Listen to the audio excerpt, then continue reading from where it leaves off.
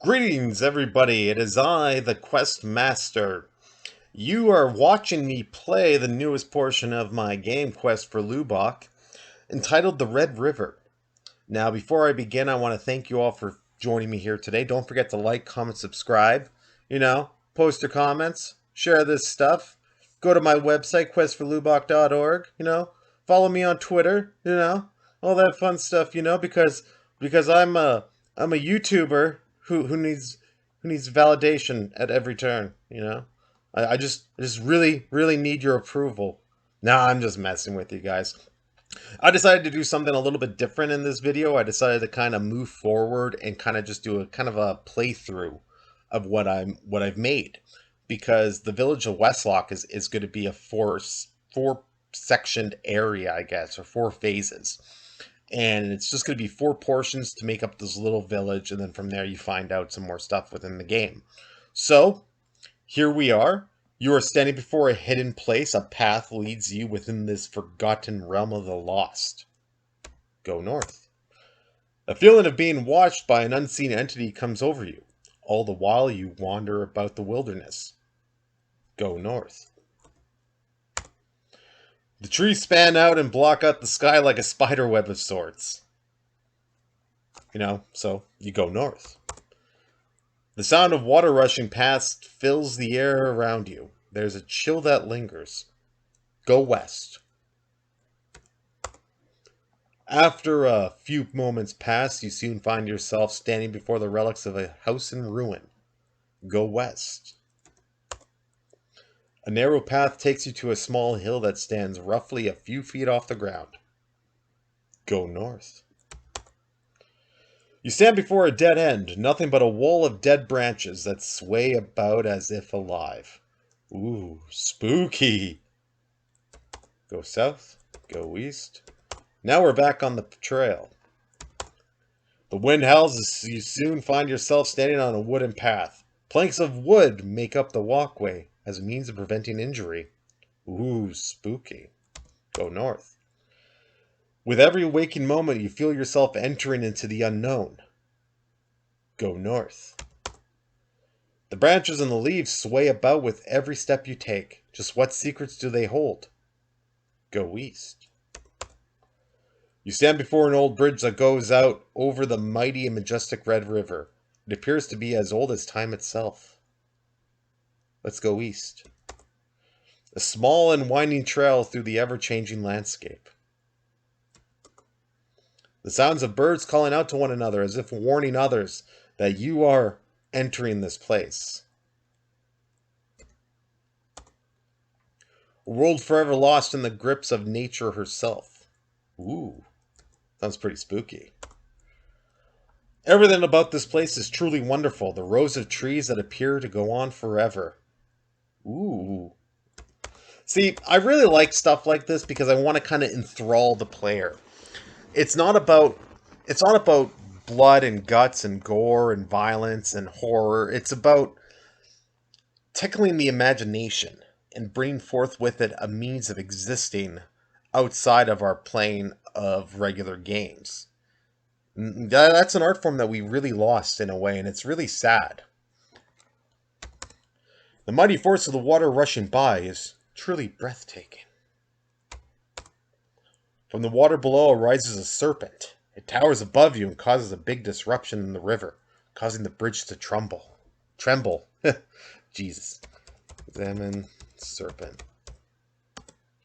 The red scales of the strange creature, left to its own devices and existing within this place, is a phantom of sorts.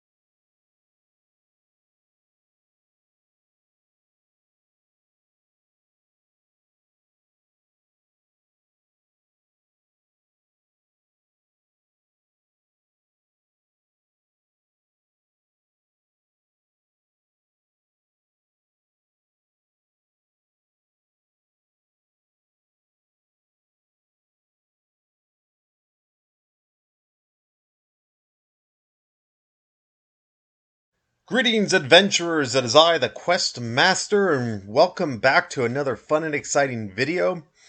In today's video, I wanted to discuss something with you, all you fine folks out there.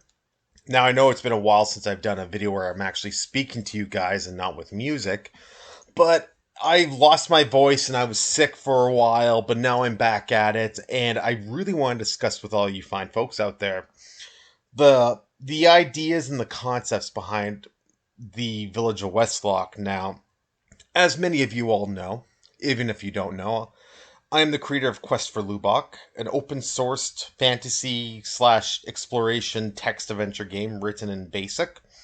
It's completely free to play and free to download, and you can modify it to your heart's content. There's a GitHub link in the description bar below. There you will also find my website, questforlubok.org, which will take you over to the blogs and my Twitter and all that fun stuff. So if you haven't already, go subscribe to my channel, go subscribe to my blog, follow me on Twitter, do all that fun stuff. If you love classic, like, I don't know, text adventure games, then you surely will love Quest for Lubok.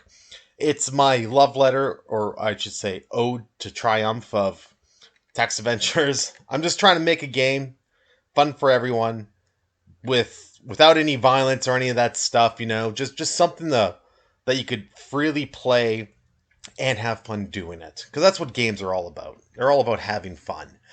And, well, the whole concept of the village of Westlock is that outside of Edmonton, there is a place called Westlock. I had never been there before, but the name does sound very mysterious. And so the first portion of this whole area is the Red River. Now, within this area, I'm actually really excited about it because you get to actually explore this forested area. You get to see the river, cross the river. And in it is a very, very horrific ordeal per se if you're squeamish around ghosts and stuff like that. Which I'm not going to laugh at because some people are definitely afraid of ghosts and monsters and ghouls and whatnot. I think it's a great element in storytelling, and what better element in a text adventure than seeing ghouls and ghosts and serpent-like creatures, So in this area, you go around and you're walking around, and the first creature you discover is the serpent. And in my opinion, the serpent is the greatest. It's this beautiful creature that exists and has been hunted and attacked for generations. People are afraid of it, but it is such a beautiful creature that it's filled with wisdom and knowledge. And so once you cross over there, you soon discover that this wooded area, if you will, is something that is truly magnificent. You find the disembodied voices of ghosts. You're saved by the disembodied voice of a ghost, and you get to meet strange characters. There's a mysterious figure. There's a ghostly figure. It's a lot of fun. And you're going to be seeing me play through this area here pretty soon.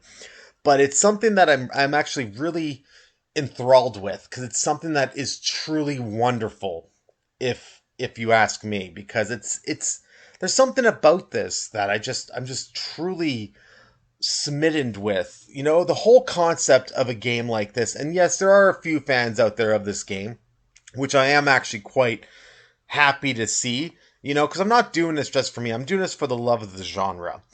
And the way the world's going now, we need something to lift our spirits more than ever.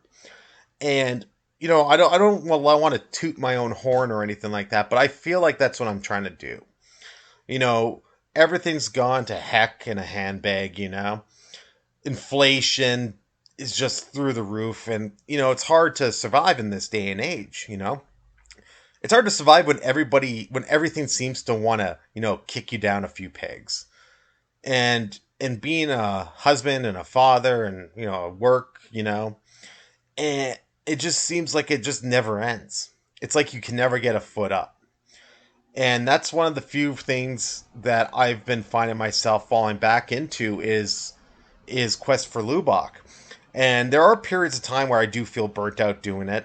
The constant working on the website, on the videos, working on the game, it does take its toll on me. no, excuse me, it does take its toll that I do find myself just being drained by it. But, it's one of the few things that I have that doesn't cost me money, that I could do freely and actually share with all of you because it's something that I love to do. Being able to sit around and work on this game and make these videos and just have fun. I love talking to you guys. I love talking to everybody on Twitter and on my YouTube channel, and it's a lot of fun to do because it kind of helps heart soften the harsh realities of everyday life. And if I could just inspire one person with what I'm doing, then I know I've succeeded. Because you know what? This game's free for everyone, and you could do with it as you wish. It is just something that I want to share with everybody. Because video games don't need to be ultra violent. They don't need to be ultra realistic. You don't need to spend thousands of dollars to have the best graphics or whatever, because you're already given the best graphics card imaginable, the human imagination. And to me, that is better than any video game graphics card or anything like that. No, console wise, I was gonna buy my kids a Switch for Christmas, but then I looked at the prices and everything like that. I can't afford that, you know. I scrimped and saved and all this stuff, but I can't even afford a Nintendo Switch for my kids. Now I live in Edmonton, and yeah, times are extremely tough, like I said before, inflation and whatnot. But how do they expect you to spend $400 when you're trying to make ends meet? It's no one's fault per se, but it makes you feel really terrible for feeling like you failed your family, your children. And I know I shouldn't feel like that because there's a roof over their heads, there's food in their stomachs, it's all that. It's just that constant reminder of failure because you can't get your children what they want. And it's just one of those things that I have to live with, and then I think back to it. My parents felt the same way about me around the holidays too, when I asked for an NES or a Sega Genesis or something, because it's just so ridiculously crazy, these high expectations that is thrown upon everybody to give these gifts, you know, and in this time of day, in this day and age, when you're forced to choose between paying your bills or buying food, you know, it happened to me once. I was working. I was the only one working. My wife was at home with the kids, and I had to sacrifice my credit, to feed my kids. I couldn't afford to pay bills or feed my kids. It's one or the other. So I decided to take the step forward and feed my children. While, they ate, I ate stale toast with mustard on it. And that gives you enough of a idea on how much you're willing to sacrifice for the ones that you love. And I feel really bad not being able to buy a Nintendo Switch or a console or anything like that. And I'm not asking for sympathy or anything like that. That's not what I'm asking for or anything. But I'm just saying that now I know how my parents felt when I was growing up. As I know a lot of you people out there listening to this video or well watching this video, which I highly doubt anybody's watching by this point. It's just completely ridiculous, the whole concept of it. It's just something that really really baffles me, that in this day and age this is what we're reduced to: food or paying for bills, or whatever food you could afford, and buying overly expensive gifts for your loved ones. And that we're at this point in our lives in this day and age where we still have to make these decisions. And it's something that I will never understand, and I will never take anything for granted. I learned that at a very young age, like yeah, it sucks and all, but having food in your stomach is way more valuable than having a video game console. And the sad part is a lot of people lost their way when it comes to that sort of thing. Um, yeah. But anyways, so now I'm gonna move over to something completely different. I really wanted to do something really special because I've been away for a while and I've been feeling really bad about it. So I want to kind of show you guys what I've been doing, you know. Usually I show footage and I just talk over it, you know, and I'm just, you know, trying to make heads or tails of a conversation or whatnot. But this whole area, the village of Westlock, is broken down into four locations. You got the Red River, you got the school, you got the graveyard, and then you've got, well, let's see, what's the other thing that we got? See, I forget. You see, I'm just on this tangent, you know, just trying to make it in this world as a guy making a text adventure game. You know, I'm not talented like other people. Okay, the town hall. So you got the Red River Graveyard School and Town Hall, which is on the map in room 1753, which you will find over in, yeah, the Hall of Records. But yeah, you know, it's funny because like you put so much work into this project, like I have. I've got notebooks of information written down, of maps, of lore, and it's something that is really, really enthralling to be able to sit down, go over it, read it, and enjoy it. Because in this day and age, you know, I just want to give something back to everybody. I just want to be the guy that makes something and says, "Here, take it, run with it, do whatever it is you need to do." I've been recently watching a lot of Christmas movies, and it's funny because there's always an obstacle. There's always two people that hate each other or are divided on a situation or a subject. And then over time, they learn to let their guards down and loosen their grip on these decisions or whatnot. And then everything works out at the end. You know, it's the old situation is that the sun always shines on TV. Nothing that ever happens that is a negative effect on everybody's lives really matters because it's all superficial. Because at the end of the day, the two people fall in love, Christmas is saved, the skating rink is, you know, set up as a memorial, you know, paid for by rich people, and everyone's all happy because at the end, the sun's always shining, or the Christmas trees are always on. You know, there's no real rhyme or reason behind it. It's just that these people now have something that they could hold on to, that they could move forward with, that they can kind of appreciate the finer things in life. And it's always good looking people too, you know. There's no uggos in there. There's no slobs or, you know, poor people or homeless people. It's nothing like that though. It's always people that came out of like a LL Bean catalog of sorts. And at the end of the day, you're left watching these gorgeous people, you know, who have more money than common sense, who take to the who take to saving Christmas for everybody who could afford it. And yet there's these, you know, it's not realistic at all is all I'm trying to say. And it's the things like that that really kind of make me shake my head at, because at the end of it, you know, what happens after Christmas? Well, it's business as usual, you know. The community center got saved, little Billy, but you know, your parents are on the street because they couldn't afford to pay rent. It was either rent or food, little Billy, and yeah, well, we'll see you next Christmas. You know, maybe your story will get told. But I digress. Of course, I digress. It's one of the few things that I always find funny. Like, yeah, there is a whimsy about it, but looking back on my past and my childhood, you know, there's a lot less fighting and a lot less drinking and a lot less anger. I find, and that's what I always find funny about movies, Christmas movies, is that they're basically just the same.